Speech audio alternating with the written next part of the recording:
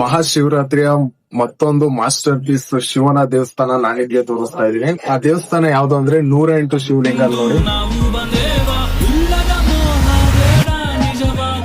ಈ ದೇವಸ್ಥಾನವನ್ನು 1949ರಲ್ಲಿ ಶ್ರೀ ಶ್ರೀ ಶಿಲ್ಪ ಸಿದ್ಧಾಂತಿ ಸಿದ್ದಲಿಂಗ ಸ್ವಾಮಿಗಳು ಸ್ಥಾಪನೆ ಮಾಡ್ತಾರೆ.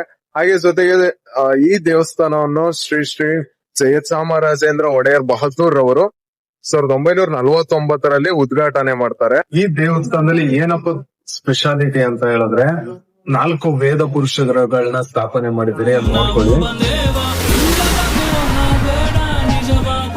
ವೇದ, ಯಜುರ್ವೇದ, ಸಾಮವೇದ, ಅಥರ್ವಣ ವೇದ ಪುರುಷರುಗಳನ್ನ ಇಲ್ಲಿ ಸ್ಥಾಪನೆ ಮಾಡಿದ್ದಾರೆ. ಈ 108 ಶಿವಲಿಂಗ ಏನಕ್ಕಪ್ಪ ಫೇಮಸ್ ಅಂದ್ರೆ ಅಪಮೃತ್ಯು ದೋಷಗಳನ್ನ ಪರಿಹಾರ ಮಾಡ್ಕೊಳ್ತಾರೆ.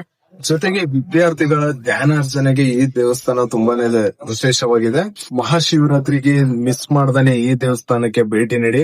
ಓಕೆ, ಮತ್ತೊಂದು ವಿಡಿಯೋದಲ್ಲಿ ಸಿಗೋಣ. ಫಾಲೋ ಮಾಡ್ಕೊಂಡಿಲ್ಲ ಅಂದ್ರೆ ಫಾಲೋ ಮಾಡ್ಕೊಳ್ಳಿ.